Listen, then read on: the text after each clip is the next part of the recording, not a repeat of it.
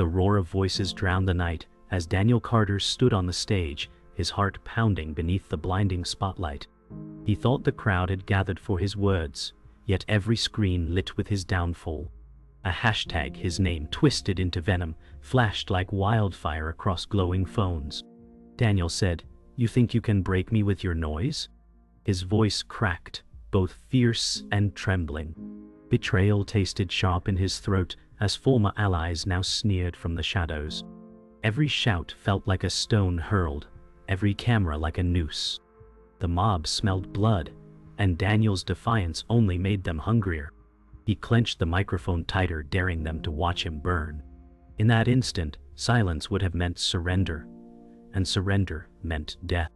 His meltdown had begun, not as weakness, but as a refusal to vanish.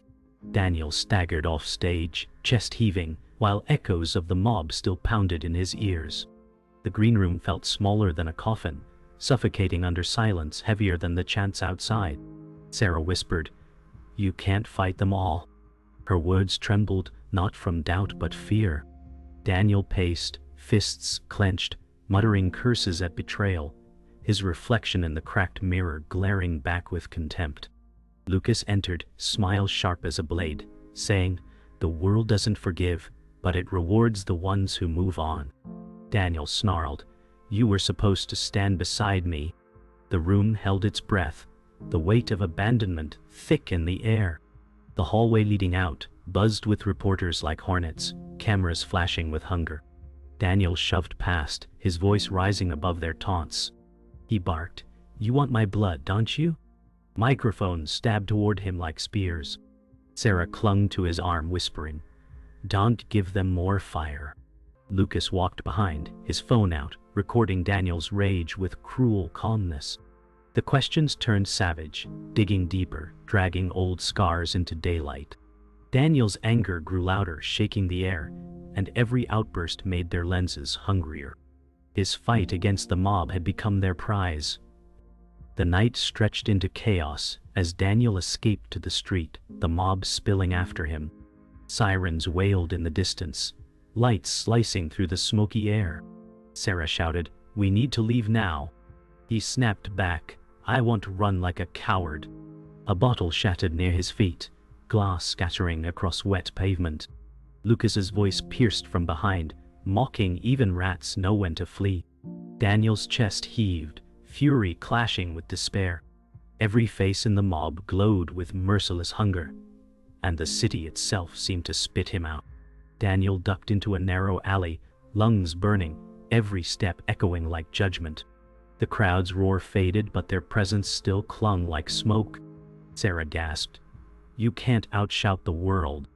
Daniel leaned against graffiti-stained bricks, fists bleeding from broken glass.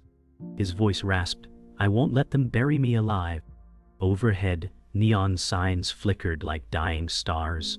The alley smelled of rust and rain, his shadow fractured across the wall. Silence finally came, heavy and cruel, yet in that silence his resolve sharpened. The mob had stripped him bare, but his voice remained. Daniel sat in his darkened apartment, curtains drawn tight against the world outside. The silence felt louder than the mob's roar.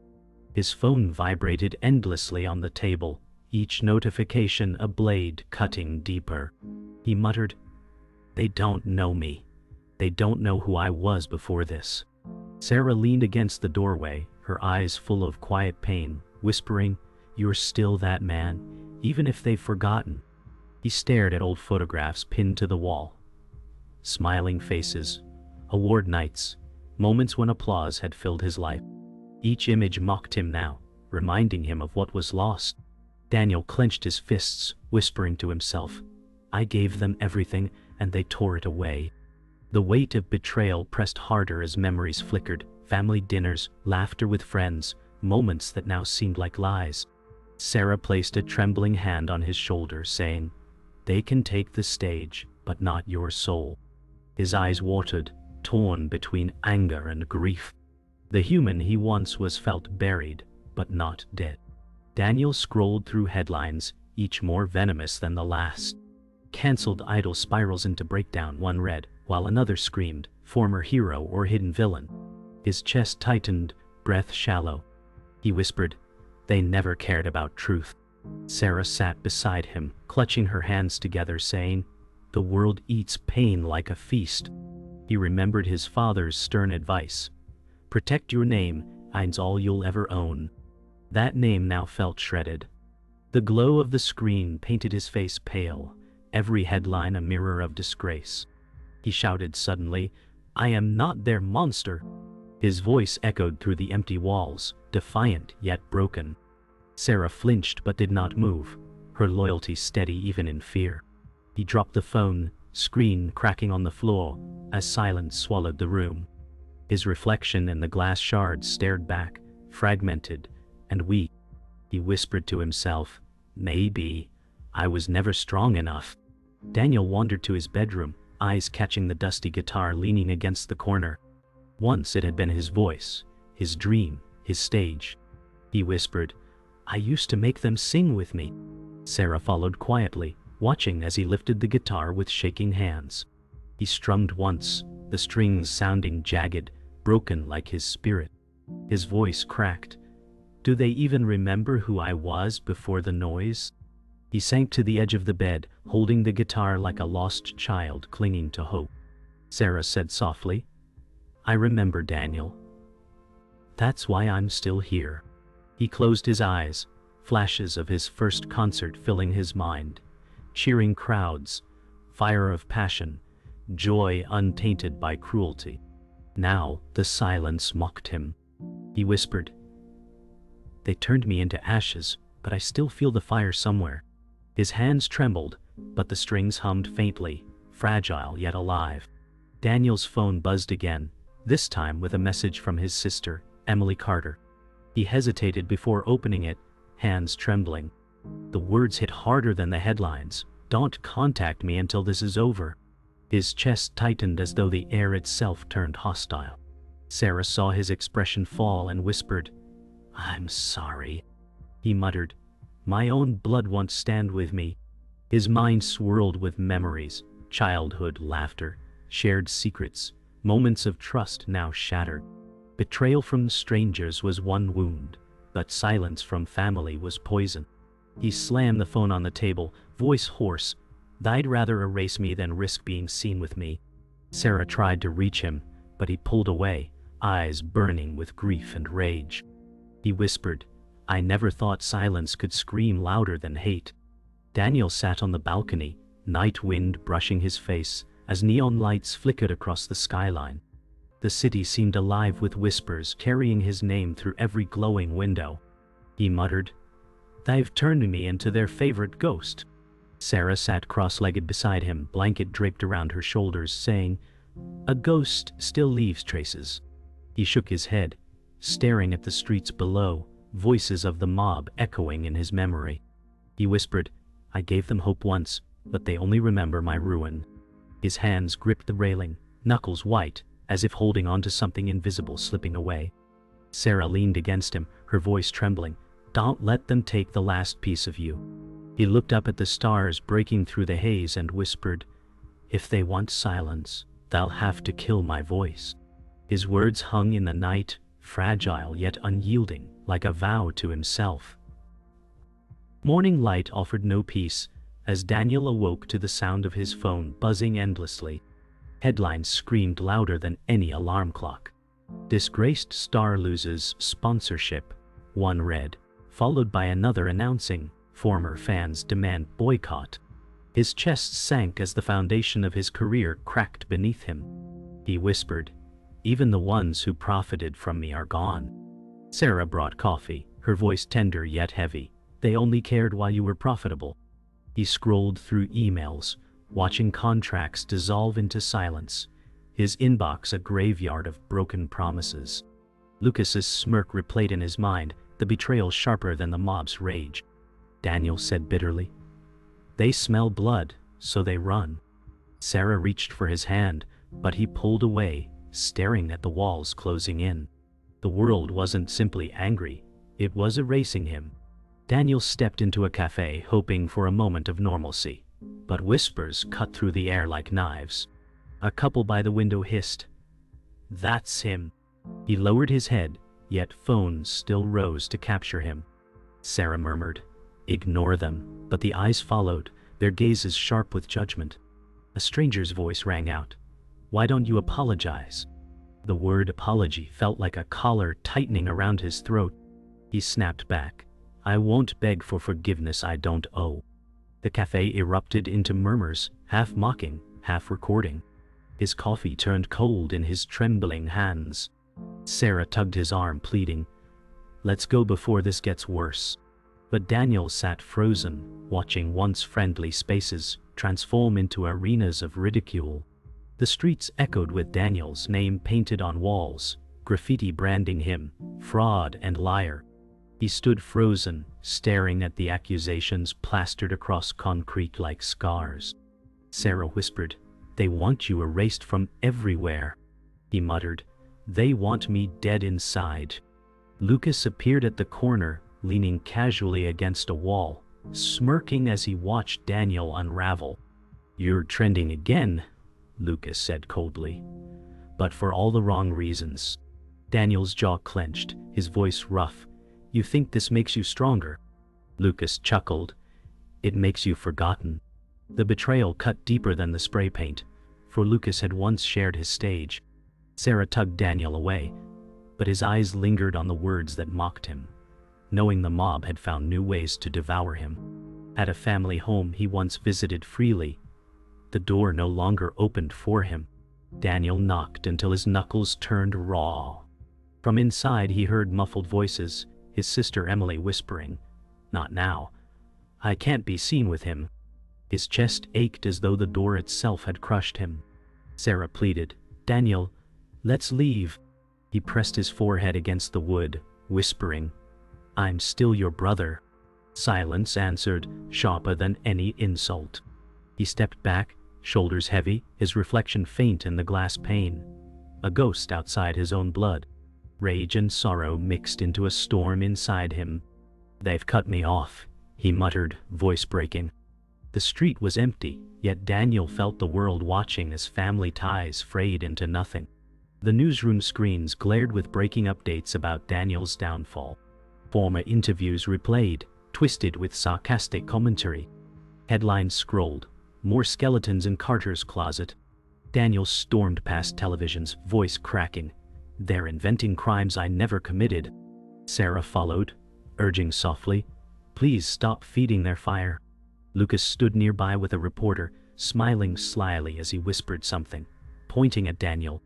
Rage boiled inside Daniel, his voice thundering, "You'll ruin me to rise yourself."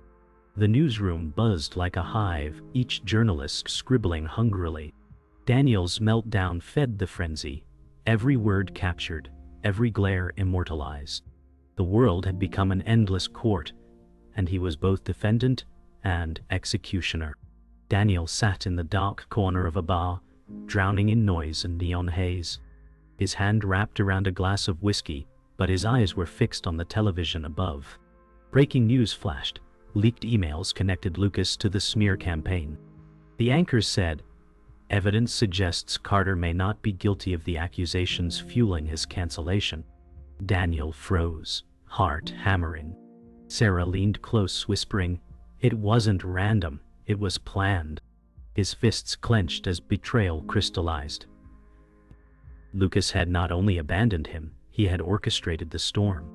Rage twisted into bitter vindication, but the wound cut too deep to celebrate. Daniel muttered, "He wanted my throne, so he burned it all." The bar chatter carried on oblivious, but to Daniel, the world had shifted. For the first time, the mob's cruelty had a face. Daniel stormed out into the rainy night, rage electrifying every step. Sarah chased after him, pleading, "Think before you act." He shouted, "He betrayed me, Sarah. He poisoned everything." The city lights blurred through the downpour as Daniel's mind replayed years of shared memories. Lucas standing beside him on stage, Lucas raising a glass at his victories. Each image now felt like venom. Daniel whispered, "He was my brother once."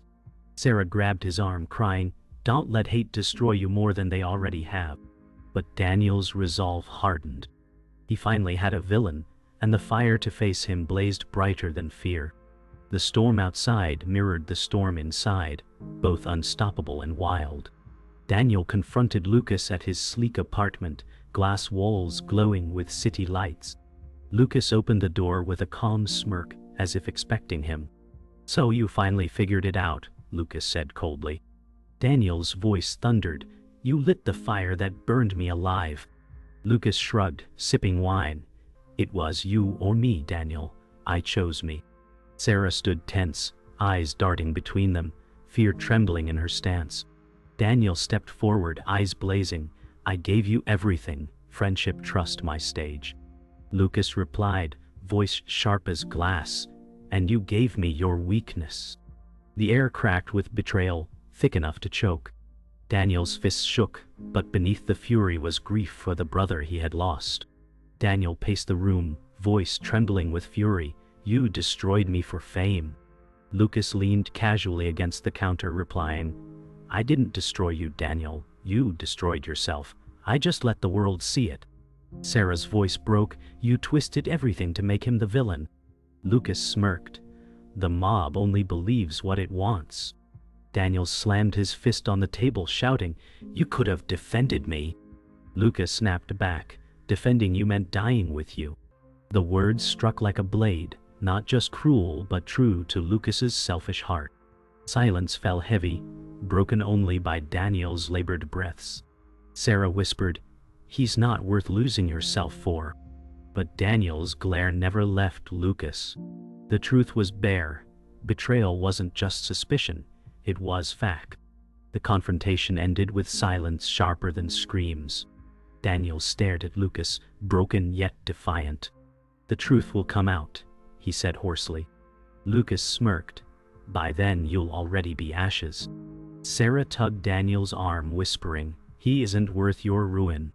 Daniel turned away, but his glare lingered on Lucas, a vow burning behind his eyes.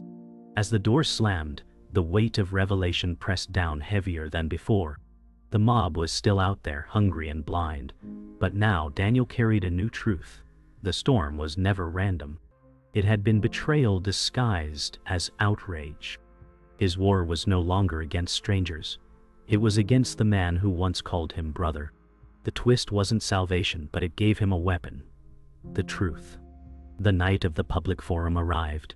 A space once filled with admiration, now turned into an arena of judgment. Daniel stood behind the curtain, fists trembling, his chest heavy with dread. Sarah whispered, "You don't have to do this." His eyes burned as he muttered, "I have to face them." The roar of the mob echoed through the hall, their chants venomous, demanding his destruction. Lucas sat in the front row, calm and confident, his smirk slicing deeper than words. Daniel thought of the betrayal, the family's silence, the sponsor's abandonment, and the endless headlines branding him as a monster. He whispered, "If I fall tonight, it will be on my feet." The curtain rose, and the light hit him like fire. Daniel walked onto the stage, blinded by lights, his footsteps echoing like thunder in the silence before the storm. The crowd erupted instantly, boos and chants merging into a furious wave. He gripped the mic tighter, shouting above them, "You want me broken? Then look at me." His voice cracked but carried raw fire. Phones rose like an army of glowing weapons, capturing every twitch, every tear. Sarah stood at the edge of the stage, her eyes pleading silently, but Daniel was locked in combat with the mob. Lucas leaned back, whispering something to the person beside him, feeding the flames of hate. Daniel's voice grew louder, angrier, words like sparks in dry tinder, refusing to surrender. The boos grew louder, drowning him, yet Daniel's words cut through, raw and desperate. "You don't know me. You only know the lies they fed you." His gaze locked on Lucas, rage boiling. Lucas smiled wider, enjoying the collapse. Daniel slammed his fist against the podium, voice hoarse, "I was your hero once, your hope, and now I'm your entertainment." The crowd jeered, their phones flashing relentlessly, each flash a bullet. Sarah shouted, "Daniel, stop!" But he pressed forward, his voice echoing like a man refusing to vanish. He screamed, "You will not bury me in silence." The room shook with his fury. Daniel's meltdown spread like wildfire. Every word live-streamed, every tremor dissected. He roared, "You turned me into a monster, but monsters don't bow." His voice cracked, but defiance burned through. The mob howled louder, some cheering his collapse, others crying out for his end. Sarah whispered from the shadows, "He's breaking, but he's fighting." Lucas leaned forward, eyes gleaming, feeding on the spectacle. Daniel ripped open his shirt collar, chest heaving, screaming, "This is me, raw, broken, alive." For a moment the mob hesitated, caught between fury and awe. The stage had become his battlefield, his soul the weapon. Silence fell for a breath, the mob stunned by the intensity of his defiance. Daniel stood trembling, chest rising like a storm-tossed sea, tears streaking his face. He whispered into the mic, softer now, "You cannot erase me. I am more than your hashtags." His voice cracked with grief and fire, breaking the air like glass. Sarah wiped her tears silently, her heart torn between fear and pride. Lucas smirked, clapping slowly, mockingly, feeding the silence with cruelty. Yet in that silence, Daniel's words lingered, heavier than the noise that came before. He had reached his breaking point, but instead of vanishing, he had carved himself into their memory. The climax was not triumph, but defiance burned into permanence. The forum ended with chaos, reporters chasing, voices clashing, but Daniel slipped away into the night. The city's lights felt dimmer, though his own body still burned with the echo of defiance. Sarah walked beside him, whispering, "You gave them everything, even the truth of your pain." He answered bitterly, "And they'll still carve me into a villain." His phone buzzed with new headlines, each dissecting his meltdown, some mocking, others admiring. For the first time, division cut through the mob. Daniel muttered, "Maybe I'm no longer theirs to define." The streets stretched endlessly, silent yet alive, as though the city itself was holding its breath. He had not found redemption, but neither had he been erased. Daniel returned to his apartment, silence pressing harder than the mob's chants. He sat on the couch, staring at the cracked guitar across the room. Sarah picked it up gently, placing it in his hands. "You don't need them to hear you," she whispered. Daniel strummed softly, the sound trembling yet alive. His voice cracked as he sang, not to the mob, not to the cameras, but to himself. Tears fell, but each note carried defiance, woven with sorrow. He said, "This is who I was before they twisted me." Sarah whispered, "Then let this be who you still are." The room filled with fragile music, a quiet rebellion against silence. The next day, Daniel's face dominated newsfeeds again, but this time the tone was split. Some headlines jeered, calling his breakdown pathetic theater. Others praised his defiance as raw truth. Daniel stared at the divided screen, whispering, "They can't agree on what I am anymore." Sarah leaned over, her voice calm. "You're not theirs to define." For once he didn't argue. Lucas appeared on one channel, denying the accusations with rehearsed charm. Daniel's eyes narrowed, rage simmering. He muttered, "He still thinks he's untouchable." Yet beneath the anger, a strange relief bloomed. Truth was cracking the surface. Not redemption, but not pure ruin. Daniel stood at his balcony as dawn broke, city skyline glowing with pale light. For the first time in weeks, the silence didn't suffocate. Sarah joined him, her voice steady. "They may never love you again, but you've taken back your voice." He whispered, "Maybe survival is enough." He thought of Emily's silence, of Lucas's betrayal, of the mob's hunger, but he also thought of his own refusal to vanish. He had not won, but he had not been erased. His reflection in the glass was no longer just a broken man. It was someone scarred, but still standing. He muttered, "If they wanted me gone, they failed." The city awakened around him, indifferent yet alive, like him. Daniel sat at his desk that evening, pen in hand, writing words that would never trend, never be broadcast. They were not for the mob, but for himself. Sarah asked softly, "What are you writing?" He replied, "A truth that doesn't need their approval." He scribbled furiously, line after line, reclaiming what had been stolen. His voice trembled as he whispered, "If silence is their weapon, words are mine." Sarah placed a hand on his shoulder, smiling faintly. "Then let them be yours." For the first time, Daniel felt lighter, not redeemed but no longer defined by the mob's fire. He had found resolution in defiance, in choosing his voice over their silence. The city had grown quieter, yet Daniel's name still flickered across screens, in windows and cafes. He walked through the streets like a man both invisible and infamous. Sarah whispered beside him, "They'll never stop talking, but they'll never forget you either." He muttered, "I never wanted immortality this way." Pedestrians turned heads, some with pity, others with disdain, yet none could ignore him. His meltdown had carved itself into memory, impossible to erase. Daniel's shoulders sagged, but his gaze remained unbroken. He was no longer a star or a scapegoat. He was something between, a ghost and a warning. He thought, maybe that's all that's left to be. Daniel entered a bookstore, quiet and empty except for faint music in the background. He ran his fingers along shelves of novels, whispering, "These words will outlive every headline." Sarah smiled gently, saying, "So will yours if you let them." A young man approached timidly, phone in hand, pausing before saying, "I saw your speech. It made me think." For a moment, Daniel froze, then nodded silently. Not applause, not redemption, but proof he had pierced through the noise. As the stranger left, Daniel whispered, "One voice is enough." Sarah placed her hand in his, and the silence between them felt like healing, fragile but real. Back at his apartment, Daniel sat with his notebook open, pages filled with scribbled thoughts. He whispered, "They wanted silence, but I found my voice here." Sarah poured tea, smiling quietly, letting him own the moment. He scribbled again, writing lines that bled with pain but glowed with defiance. Every word was a rebellion against the mob, not for fame but for truth.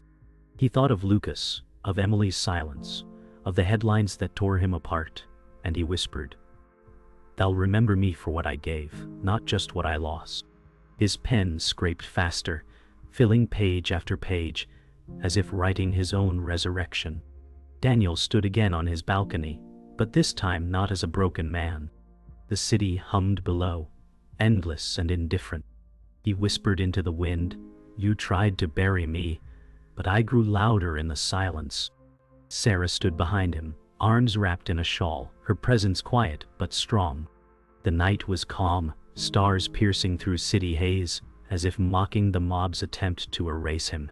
He closed his eyes, feeling the air carry his words farther than any headline. His scars still burned, but his spirit no longer bowed. Daniel thought, "This is survival, and survival is victory." The story ended not with applause nor forgiveness, but with a single line that would outlast the noise. Daniel looked at Sarah, then at the city, his voice steady yet sharp as a blade. "They wanted me silent, but my silence will never belong to them." His words echoed into the night, heavier than thunder, quieter than breath, unforgettable in their simplicity. Sarah squeezed his hand, eyes wet but proud. The mob would move on to another victim, another feast of outrage, but Daniel's final blow had been delivered. Not victory, not redemption, but permanence. The silence belonged to him, and him alone.